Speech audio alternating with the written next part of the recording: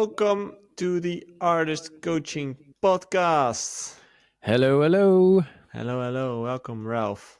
Here we are back again. Back again. Our beloved third half is in China? Yes, he is. Oh, He's no, in Japan. China, China. Oh. being miserable in a five-star hotel. Yeah.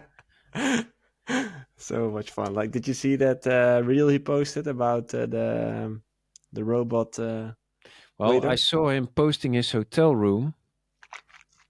Insane, That's insane. Yeah. insane. For those who haven't seen it, I think he posted it on Are we his. gonna shill his socials right now? Go Mm, to tiktok.com/jhardway. That's Jay. How do you call an I crack? why?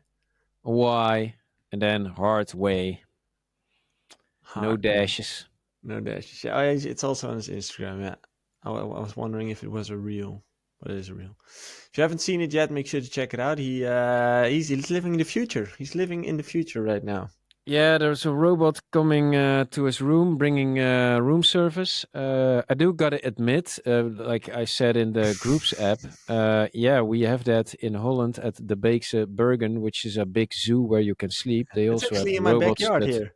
it's really close to you where you live, Yeah, and it's an insane park also, by the way. And yeah, so you don't have to fly to China to get your food and drinks get served by a robot.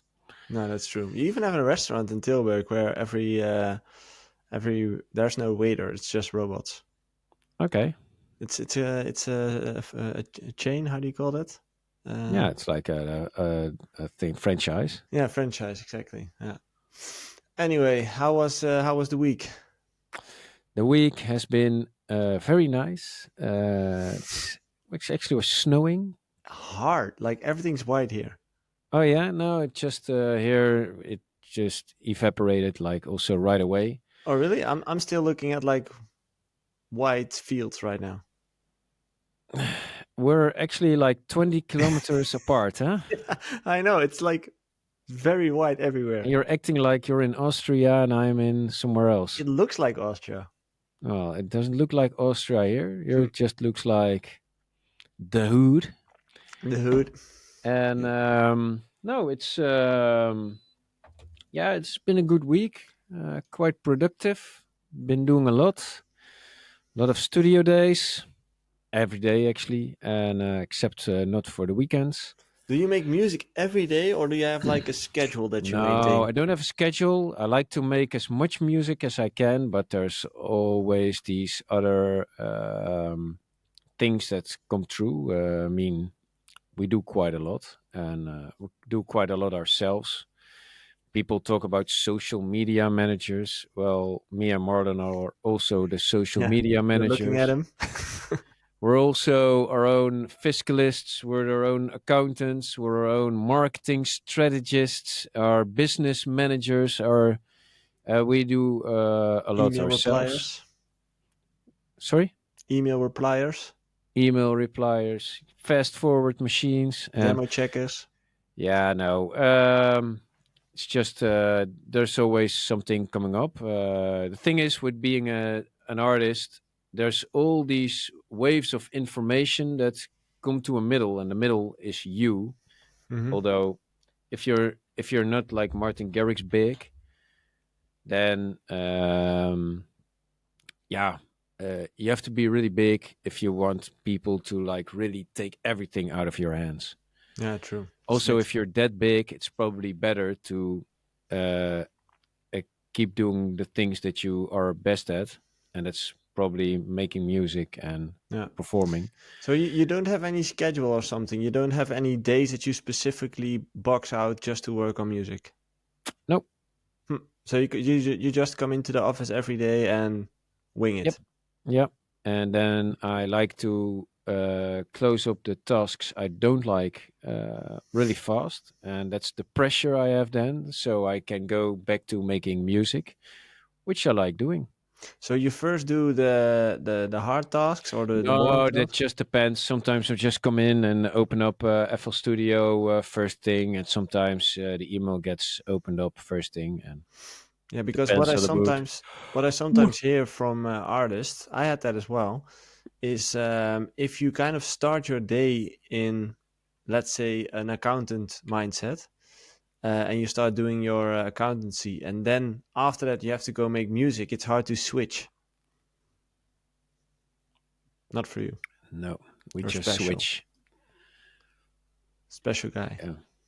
I think that's all just blockades. You're putting yourself up for yourself to like avoid Excuses. getting the taking the responsibility of your own art.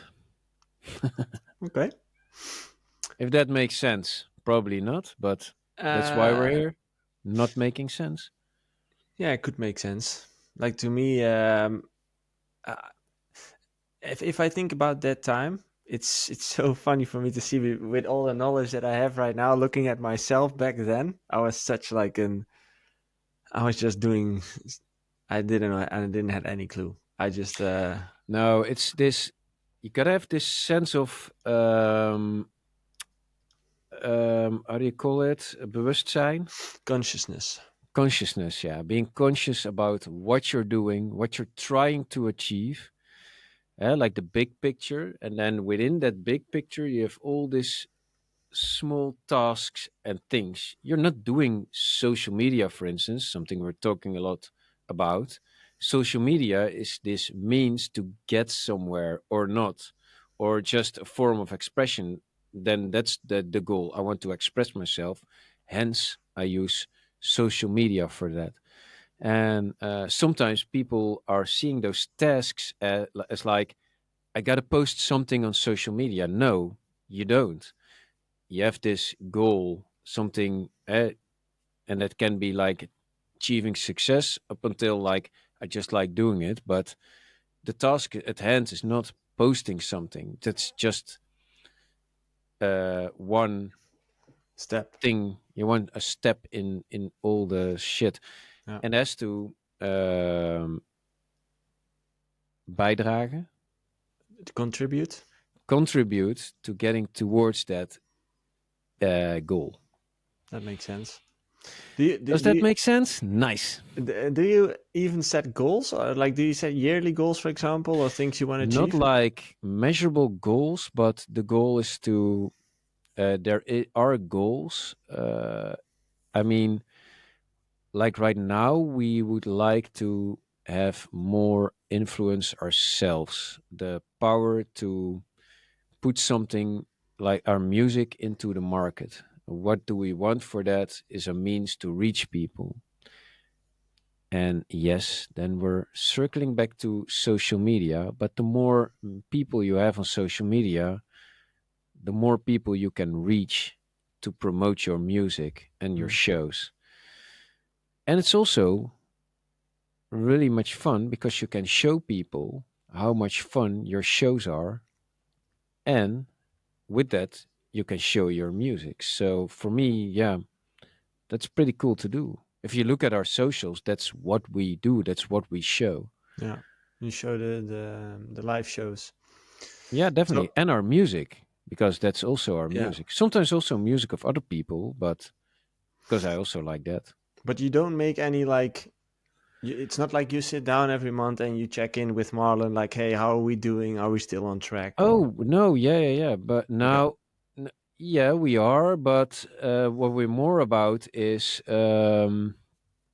we also want to like what we put out there from our content to our music. And that's what we talk about quite a lot. Sometimes in hindsight, we did a Christmas song right now. And in a hindsight, Christmas song. yeah, yeah, yeah, we did it earlier. We have done it two times, like a Christmas album. The first was like a real Christmas album. We worked together with it was from Smash the House, and the second one also Smash the House, but that was more like a après ski vibe. And now it's a Christmas song, a Christmas album again, also done by Smash the House.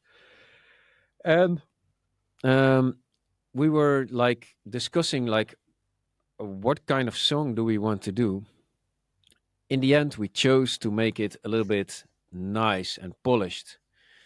But in hindsight, I rather made it more like a meme, like a joke, like Mm. funny. But now it's not, and it's a pretty serious track. It's a cool track though. You can just listen to it when you're with your girlfriend in front of the fireplace. Have a listen, have a little It's dance. not a dance song. It's a dance song. Okay. Like have a little dance. Hey, it can be romantic too to dance, Joey. Will it end up in your Christmas boss list? No, Boss Christmas. Boss Christmas. Yes, Boss that's Christmas. it. That's the true playlist. I'm queuing it up for this Christmas again. Yeah, I'm in the Sinterklaas vibes now Me at too. home. And when Sinterklaas is done, bam, right away, Christmas Boss tree. Christmas. Boom. Look it up on Spotify, Boss Christmas. You're not gonna be disappointed. You're gonna feel like a real boss. Like a That's real actually it. Christmas boss. I have this sign that says, "Who's the boss? You are the boss." Oh yeah. It's on the Hey, toilet, right? curated by Radolfo. That's me. That's my Christmas alter ego. Rodolfo. Um, True story. by the way, for everyone checking into the live stream, what's up, Josh? Bit3, Melodramatic. What's up? Hey, melodramatic is getting numbers, and Yep. I Ryan could be that Harris. I missed his post of the track. I haven't reposted it, but if you post it, post like the Spotify screenshot, tag us in there, Bassjackers, and then we'll repost it. I still He liked it. I talked about he it the sent other it to day. me. What was it yesterday? The 18th. It's 2 days ago. He sent me a screenshot of hitting 10,000 plays. That's pretty cool. It's pretty Hey, cool. that's actually really not bad. Not bad at all. So Really not bad at all. No. if you post it and tag Most Bassjackers, of the they will. tracks don't get even more than 1,000 plays, Yeah, like in true. forever. You're in the 1% club. Yeah. Welcome, welcome. No royalties for me, by the way, but I don't mind, man. We have no cut. Yeah, Oh, I didn't work on it either. yeah, true. Anyway, Ralph, we have a short introduction into the topic of today. Oh, man. I'm gonna pee. Today, we are tackling a topic that often gets overlooked but is absolutely vital for every DJ and musician aiming to build a sustainable career: financial stability in the music business. Uh, the dream of living off your music is what drives so many artists, but turning that dream into reality requires more than just talent. From managing unpredictable income streams to finding additional ways to monetize your craft, understanding the financial side of the industry is crucial for long term success. It's like you're reading out a chat GPT text. It kind of is, Yeah. slightly. Um, That's not how we roll here, man. We sometimes kind of say something we don't know how because we don't control the English language good enough. exactly. And then I just hit up ChatGPT, say like, "Hey, how can I write this introduction? Change it for me," and then Yeah. it kind of Make it nails it. nice. Yeah, we don't do nice here. We do clumsy. We do clumsy. That's true. Yeah. Anyway, I thought it was a smart idea to, especially since you're the finance guy, the finance bro of the Hey, three. fun fact. Where's your vest, bro? I have a master's in financial management Exactly. and investment analysis. Exactly. That's why I thought let's talk about money, Money. because money is The not greed. necessarily the first topic that artists talk about. And I think most artists don't even really understand how money works in the music industry. So I had a few questions prepared for you to answer, and obviously we're also going to check the community answers afterwards. But let's just first focus on the financial things in the music industry. When you started out, what was the biggest financial challenge, and how did you overcome it? Well, the biggest financial challenge when you just begin is that you don't have any money. And you really have to rely on the goodness of the people around you. In my case, my parents. Mm-hmm. And I had to live at home. And I stayed at home for quite some years, and at some point I was pretty old to live at home, in my Too opinion. old. And yeah, but it wasn't a choice. You go all in. Like I said before, I have my master's in financial management, and I could have gotten a really good job back then, but I chose music. I got the chance because my parents were nice enough to me to let me stay at home. I was also lucky that they lived abroad most of the year. And besides that, yeah, I did have a like an end goal that I had to make a little bit more money, or else I would stop doing it, like say professionally. Like a Because at deadline, you some mean? point, yeah, at some point you do have to. These responsibilities come by, and you want to have kids, and you want to have your own home and all that kind of stuff. I mean, life doesn't wait, the world don't wait. And yeah, because that was a pretty stressful situation at some point, because I was turning, in my opinion, too old to be How old is it? screwing old. I never speak about my age, you know that. Yeah. Yeah, but back then. No, you can always like do the math backwards, and yeah, Okay, yeah. I don't like age, but apparently it's a thing for people, and especially when you're looking a job for a job, and you have to compete with people that are much younger than you, and they have the same degree. Like, what am I going to tell them at a interview? Like, Yeah. yeah, yeah, no, I fucked around with music for 5 or 6 years. It didn't turn out, and yay, here I am. Yeah. Oh, How by the did way, I forgot totally all the shit that I learned, and can I have a job, please? everything's outdated? Yeah. Yeah. But did you find a way to overcome it eventually? Was there a way, of is the way, or like is the way like keep doing it and slowly but steadily build an income? Yeah, we always knew that for longevity, money would be a factor, and but it's not the main drive, because we're totally not. If I wanted to be rich, I just took the job when I was done, and made money. All my friends from college, they actually are much richer than I am. But yeah, it's what you like to do most, I think. Hmm. And but we knew, or we did make some strategic decisions, like where to release. And do they have are their own parties? How many times do they have their own parties? Can we get exposure through that? And that made us choose for certain labels. And I mean, in our first release, we could choose either Spin in the main label, or back then Sneakers Music. And Sneakers was um, Big label. a big brand back then that did a lot of parties. It was actually a party brand. They did festivals and smaller club shows, and they started a label. And yeah, we were one of the first to release on that, and then we were also booked on those parties. And then another party concept came by, and they thought, oh, if they're spinning on sneakers, if they're playing on a sneakers event, they must be good. And that's what got the ball rolling really quickly. And then we started to make a little bit of money, and that gave you also the opportunity to invest in your marketing, how you look, press pictures, and all that kind of Yeah. shit.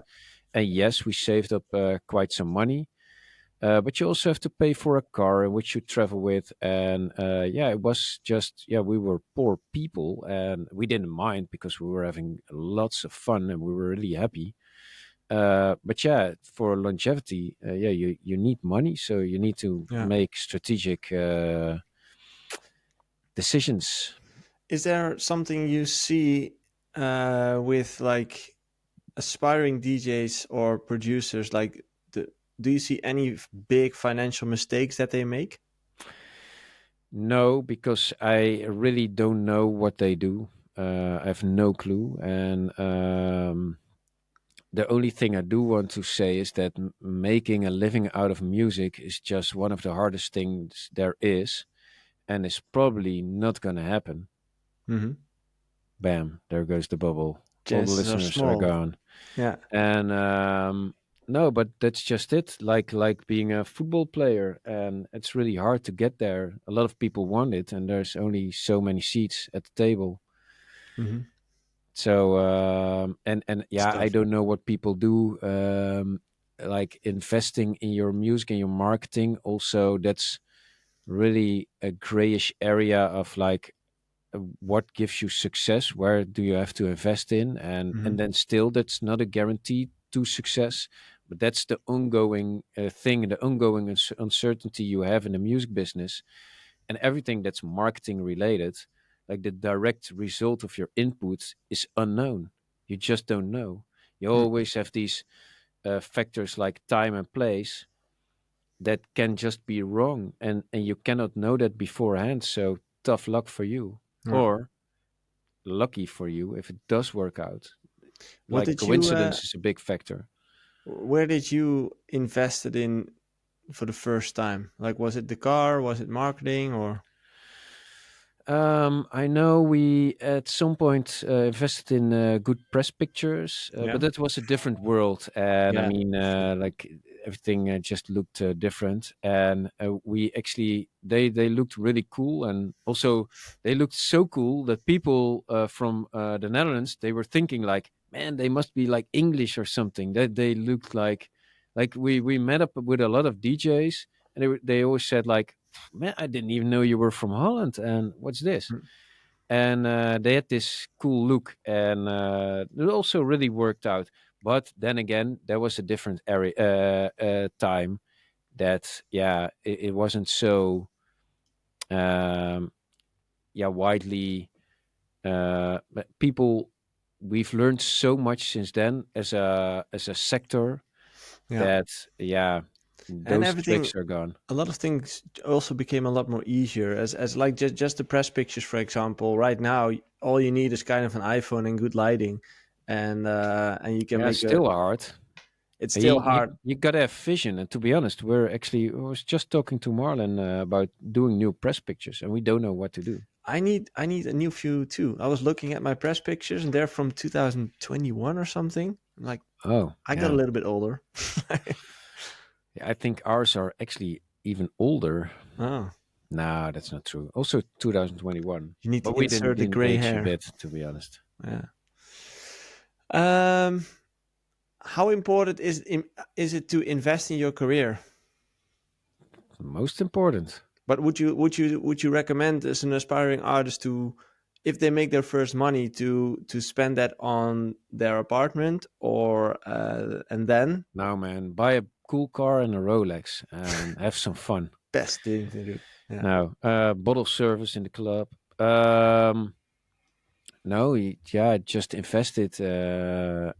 Yeah, try to invest as much as possible. Yeah, and well, where to invest? I mean, if you need money to get to a vision you have for yourself, then yeah, invest it, please. Let's say you would have $1,000 as an aspiring artist right now. What's the first thing you would spend it on? Depends. If you have a booking, make sure you have a good videographer. Hmm. They don't have to be expensive, but most that are good are not cheap as well. So creating content, Definitely. yeah, Yeah. in any kind of way, probably. Yeah. Okay. That's also something we invest in heavily, like You, really heavy. Like Marlon doesn't go anywhere without a cameraman. is he following Mal on all the gigs mostly? Yeah, but we do have, and Marlon set it all up. And he does have a lot of people that are local. And Mm. so whenever he plays in Asia, it's an Asian guy, so he doesn't have to travel the whole world with. In the States, he has even different people for New York and LA. Hmm. And It's in actually pretty Europe, smart. we also have somebody that travels along. Hmm. So Marlon usually goes by himself on the plane and then meets up with the cameraman there. Okay. That's pretty cool. What's the one financial lesson that you learned that you wish you learned earlier in your career? Not per se a financial one, but there's so many rules, man.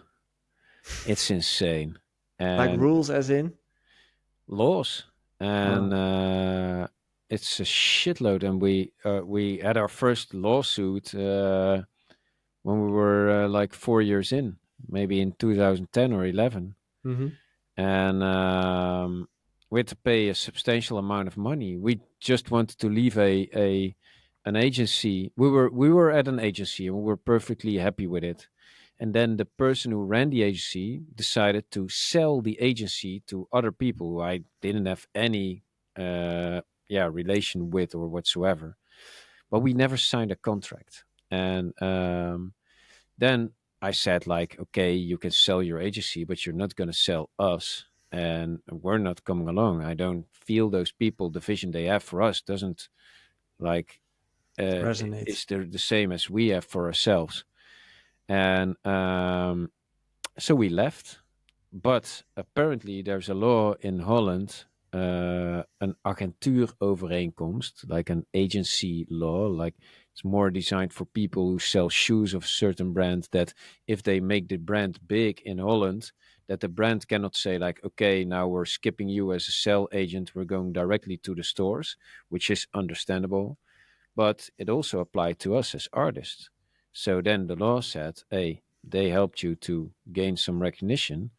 Now you have to pay them a goodwill for that recognition. Hmm. And we were like, but we don't have any money. Where do we need to get the money from? So yeah, then we had to work for a few months for nothing, and we had to pay all the money we made to the old agency. And but that's also a good decision. Like, don't let that short term poorness that we had in the end paid off. You want to work with people you believe in, Yeah. and if it doesn't work anymore, you just got to talk about it and say goodbye. Don't be snitchy. Don't let anybody else do the talking for you. Please do get advice from people who might know. Mm-hmm.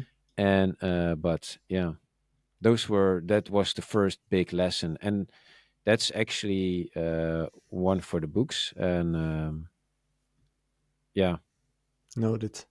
noted. Comes down to you gotta, if you have to pay for good shit, do it. And a good agency is always Yeah. a good decision. Okay.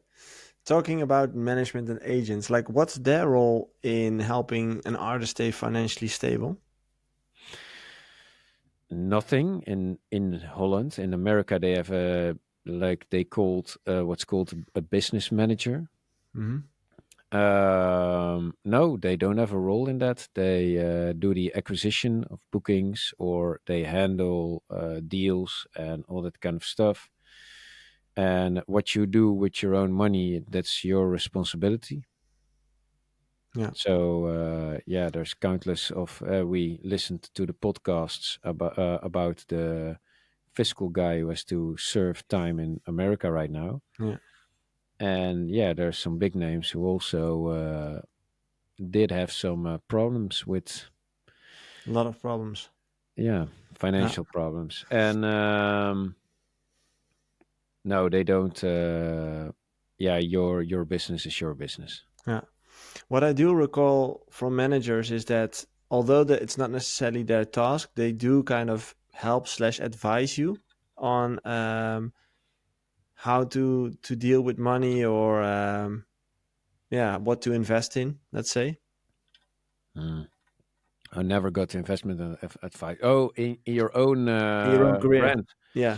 Yeah, but the thing is, they have a double agenda, because for a booker, it's favorable that, let's say, you do a TJ Mag campaign, Mm-hmm.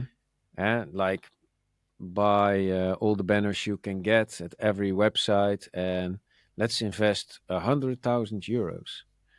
That's going out of your pocket, and it's also good for the booker who doesn't have to pay anything And if you do get that notation True. in the DJ Mag, the booker will get paid because they can Uh, sell you easier. So they always have this incentive to not per se give you the best advice for you, but the best advice for them. They will always say, yeah, you need to invest in that. You need to invest in that. Of course, it's always also better, but for you, it's like this yeah. balance thing, you know. You cannot go, you cannot do everything. That's one of the things I always hated in this industry is that everyone seems to have a double agenda. Yeah, but Uh, you also know that, so fuck it. Yeah. yeah, but still, I don't like the way how that works. It just didn't felt right. And Yeah, that but was that's also doing business as a whole, you know? Yeah. yeah, true. But at the same time, that was also one of the pillars of artist coaching. As in, I wanted to stay neutral and kind of skip out the whole double agenda, percentage based model that we have in the music industry. Um, because I just never really liked it how that works. But yeah, it's right now it's how it goes. So I don't necessarily see a way out of it. The music industry is one of the toughest ones you can be in my opinion. In regards Uh, to income, Sorry? in regards to the income, or No, it's just the incentives all the players have mm, are just so like directly opposite of each other, and you really have to go for what's yours. mm, And kind of also it grew into the music industry that you just always like you will never propose something that's decent. You will always go like, I'm gonna ask this because I want this, and they're gonna ask for this, and we want to get here. yeah, And nobody will ever say, hey everybody, let's be reasonable and just start here. yeah, Then they will still start here. It's weird, man. It's like sometimes I'm like, man, do we have to play this game again every single time, yeah, every single time with yeah. every every agent, every manager? They're all the same, and except for ours, because we instruct him to be fair. Hmm. True story. Good one. Yeah. What was the moment for you? Like, what would you say was the pivotal moment in your career where you finally could say that Marlon and you made a living from music? At what point was that? What's the marker point we're looking at? Mush mush. And that happened around 2011. and like Mush Mush was your first big release, right? That was the international breakthrough. Yeah.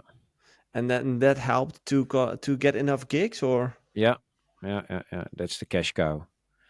okay, And you need to have gigs to get money. Getting paid from music is pretty hard, I think. from Yeah. streams. Yeah. Also, a DJ Mag question this year was do producers need to get paid more for their work? Uh, the fact that that question is in one of the DJ Mag questions says it all, you know. Hmm. Producers don't get so much of the pie. I mean, if you're an artist and you release something that a producer wrote on, um, the artist also gets the marketing value. They can tour, they can sell tickets, all that kind of shit, Hmm. do promotional stuff. But the producer, it's just the music. That's it. Yeah. And usually the artist gets a bigger cut. They also do have to do the marketing, but yeah.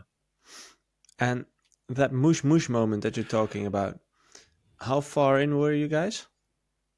5 years? Oh yeah, like 5 years, something like that. Yeah, Yeah. or 4 years. Mm. I thought Mush Mush was being released end of April. I think the 26th of April, if I remember correctly. So we were doing it for 4 years, I think, or Yeah. So five. it Was it took you about 4, 2012 maybe then? 5 years Yeah, to make an income for two. yeah, definitely. Yeah. Yeah. Same for me. If I look back at it, I depending on where you start measuring, but I also would say 4 to It's 5 years. also when the boom happened that everybody went to the States and abroad. Mm-hmm. And so we were also on a wave that became bigger, and that also helped. Yeah. And it's also something that, if I, in retrospect, something that we acknowledged really soon that, okay, we need to be aware that we're also on a wave. It's not only us, it's also the wave we're on. Hmm. And that made us thinking about positioning ourselves a little bit different uh, from the rest, and to try to build up some value for yourself, and to know that, because at some point people were getting booked like, oh, you're from Holland, oh, you have a release on this and that label, hey, come over and we'll pay you $5,000 to Yeah. perform here. Well, what was like the fee at that time? So around the stage of Mush Mush. Yeah, like 5,000. Yeah, Yeah, oh, that's pretty high already. yeah. So you needed to make like five, let's say 3.5, 5,000 a gig in order to make a living for two of you. Like, Actually, that doesn't even pay the bills, because if you have to yeah. fly to the States, that's like $1,500 back Hmm. and forth.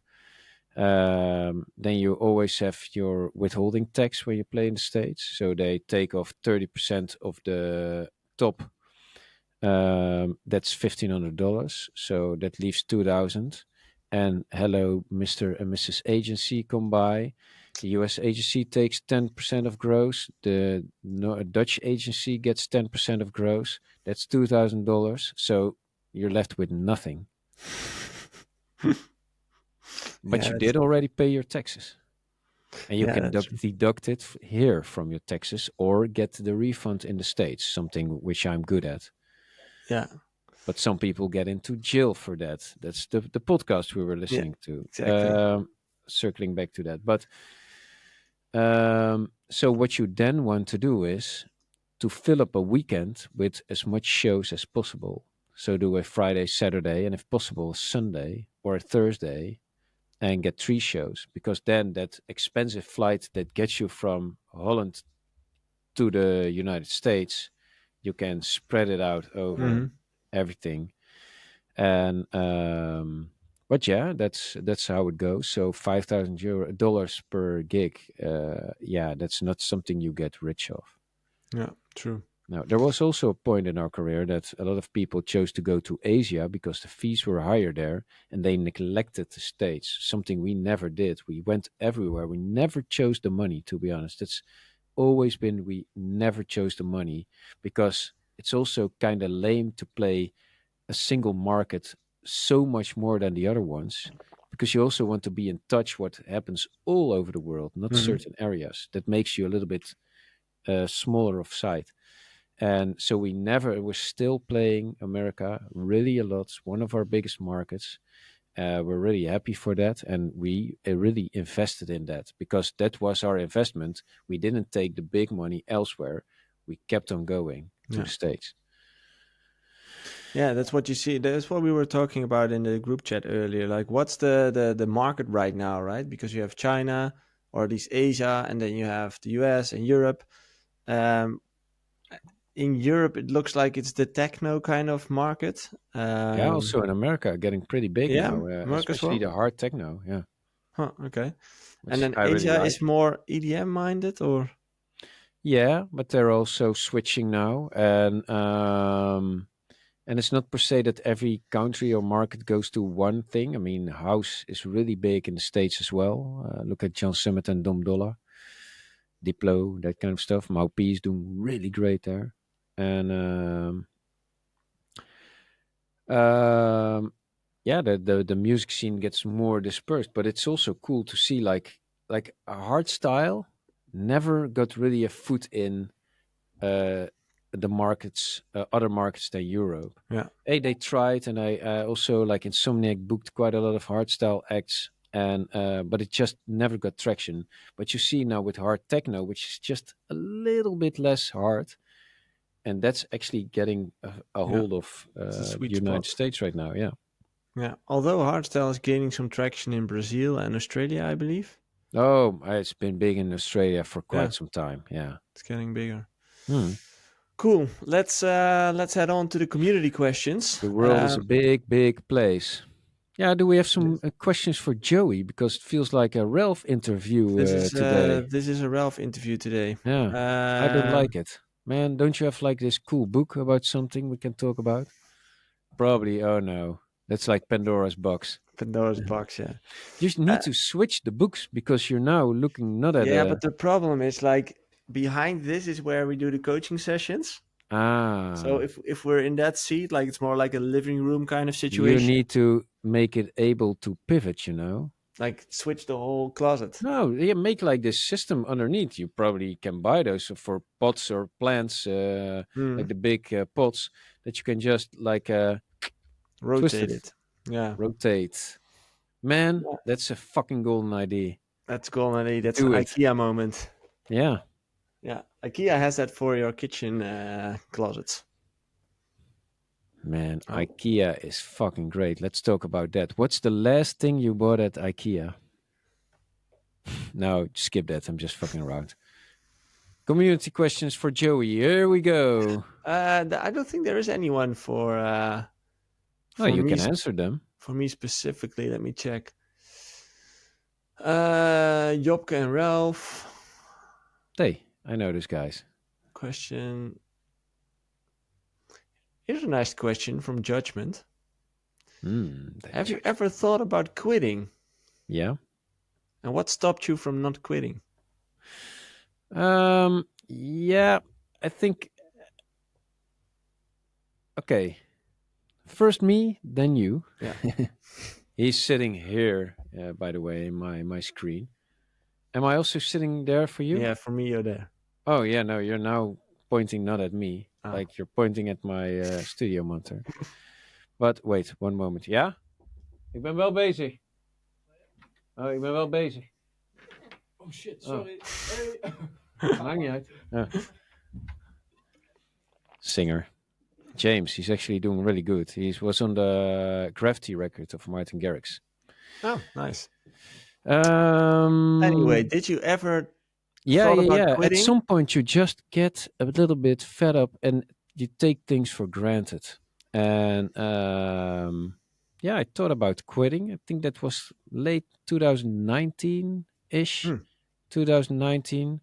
But then I also started to do quite some stuff in real estate and developing things. And I worked with a lot of people there and I saw them working. And then I was thinking to myself, wow, that's real work. Yeah. Nope. Ralph, you're a big, big pussy. Get a hold of yourself. Yeah. And then I knew again how lucky I was. Yeah. But hey, the thing is, you have this saying for every nice woman, there's someone tired of fucking her. Yeah. I couldn't get something else to say.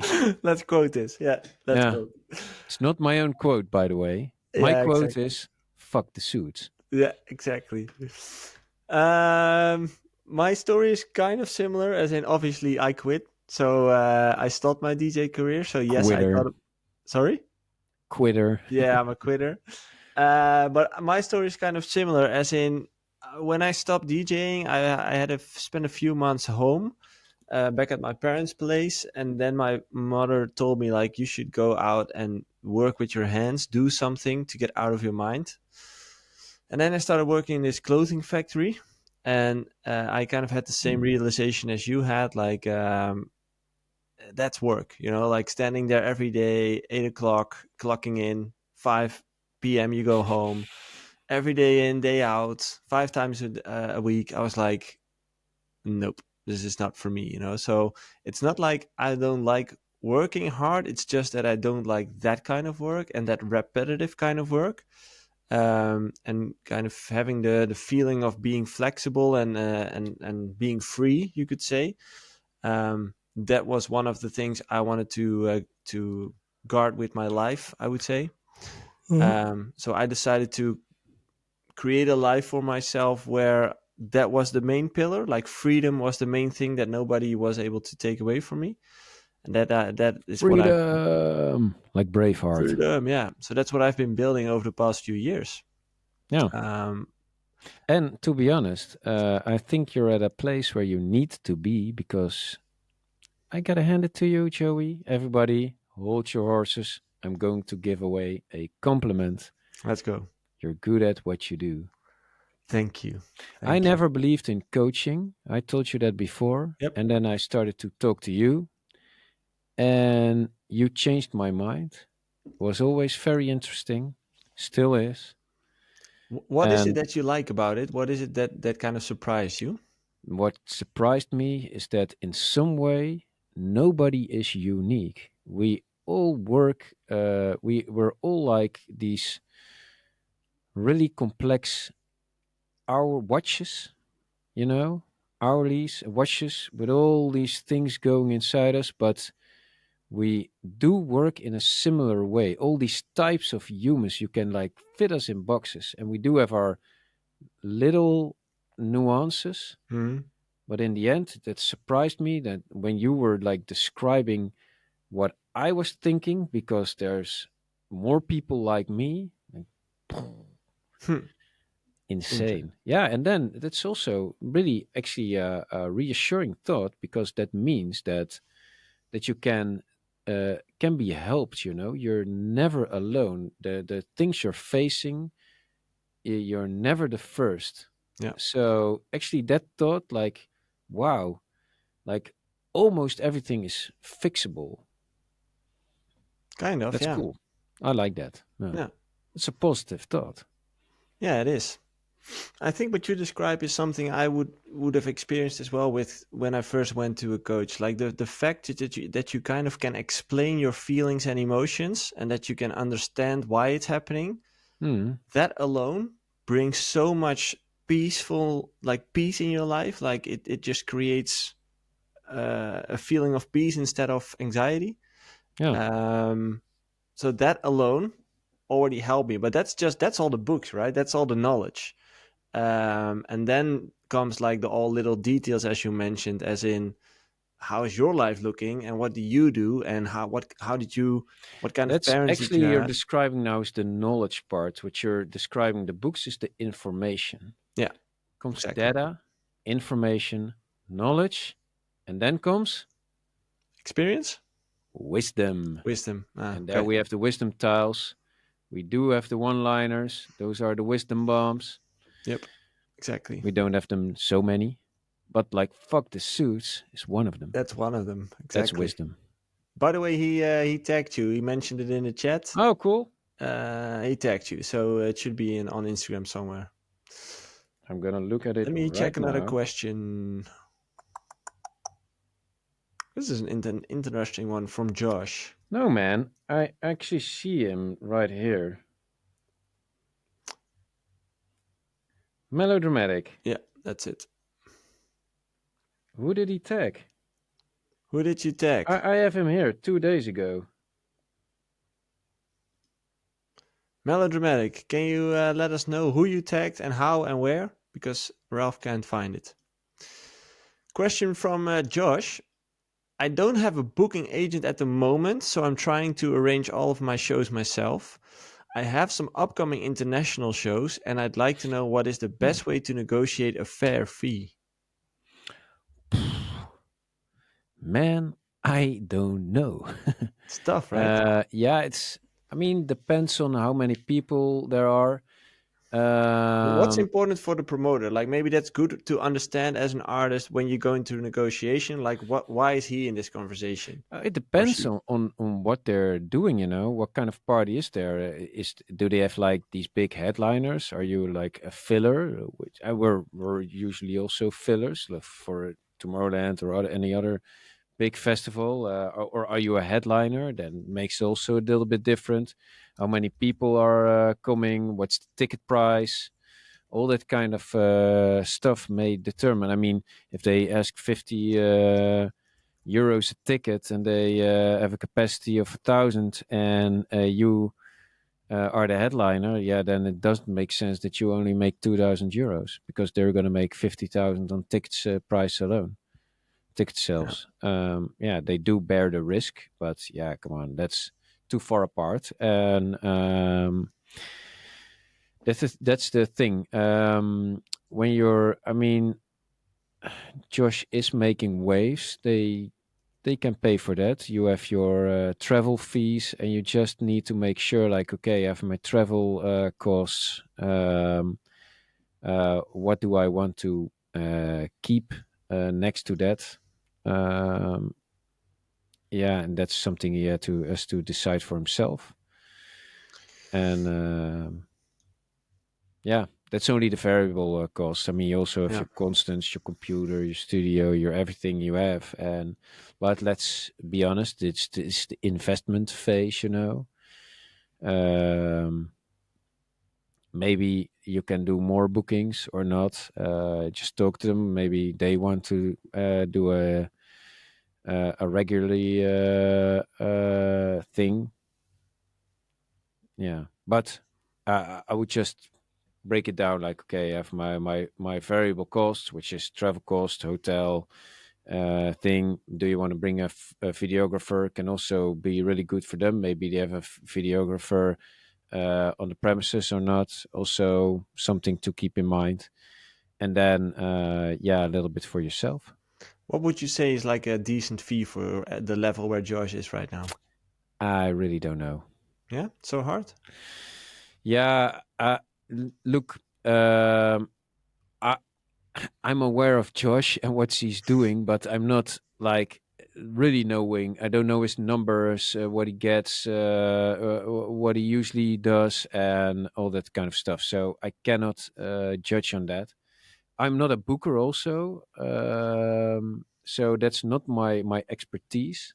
Maybe it's also interesting to invite a booker at some Yeah, point, maybe that could be interesting. and I don't know the competition, to be honest. I mean, we're all like tradable for another artist. You don't want to price yourself out of the market.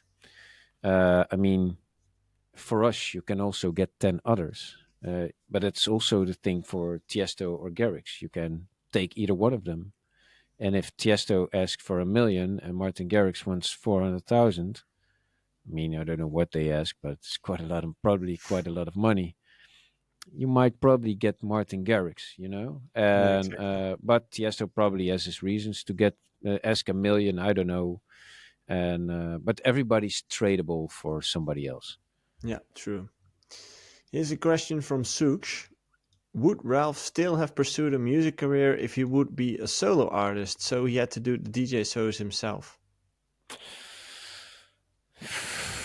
What a good question, man! You win this round. Yeah, I think so. Yeah, Yeah, I would have a hard time playing shows because that's not me, but I would have learned because I but like music would you so be much. able to cope with it, as in because you don't like flying, right, traveling and stuff? Yeah, but I would have coped. Yeah, you just have to do it.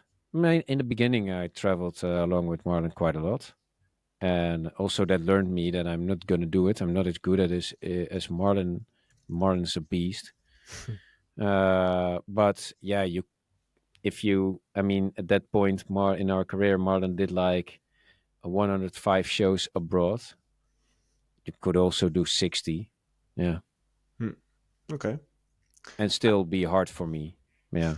It is tough. Like we were joking about it with Jopke on the chat as well. Like touring life, but it's tough. Like Yeah, but you do constantly. also have to see the fun in it. And That's because me true. and Marlon, we had a lot of talks, and I mean, or even with W and they always said, "Oh, you have it so easy, you don't have to travel." But I said, all the fun stuff you do is while traveling, right? Yeah, yeah, yeah, that's true. I mean, all the great stories come from being somewhere.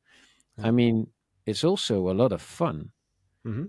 and A it lot of life depends on experiences. if you focus on the negative. Yeah, that can get a hold of you, but if you focus on the positive, it also brings you a lot. And I mean, being at home all of the time with the pressure, like, hey, are the new records here already? Yeah, that's also a thing. And I mean, the one can cope with the other better than, and you should do what you do best and what you do like. But yeah, you just can. It's never useful to uh, being hung in all the negative aspects of every job. I mean, if I get back to the people working in construction, It's another world. imagine being a soldier. You have Yeah, to be away, not in a five-star hotel, and people are trying to kill you. Man, and you don't get paid not enough for it, and not no, as nearly as much as a DJ does. So exactly. it's all about perspective. Perspective, people, perspective. And you Let's can see. always say no. The biggest thing we have is choice. And that's so nice. Well, that's the thing I was talking about, as in the part of my life that I wanted to protect with my life, which is the freedom part. Like I want to Mhm. be able to make a decision now, which I can do now. Like if I want to change my life now, it's kind of only me that it kind of depends on, and not anyone else. Um, and obviously that's not always the case. As in, you also have I a think the family and next kids. show we need to have questions for Joey only. Feel free, man. I'm happy to do it. Yeah, Like we can do like a Joey solo session. that sounds really like self-releasing. A Joey solo session. Let's go. Lights out. Let's Hey, go. talking about financial gains. Hey, I see some money to be made. Exactly. Practical question and last one is: let's say you spend 3 hours creating a great idea and you listen back to it the next day and feel really happy about it. What are the first few common steps you take to start the process of finishing the track? Just finish it. Beats, melody, arranging. Now, probably I have already something like a melody or beats, or else I need. Yeah. So So do you create like the full arrangement first? yeah, depends. It's probably always the first drop you do and a theme. Yeah, you have to like minimal of two themes. You need to work towards a drop, and so you need a theme before the drop and a theme on the drop. Usually, not gonna, or let's say you have one theme, like a melody and a drop. That's really cool.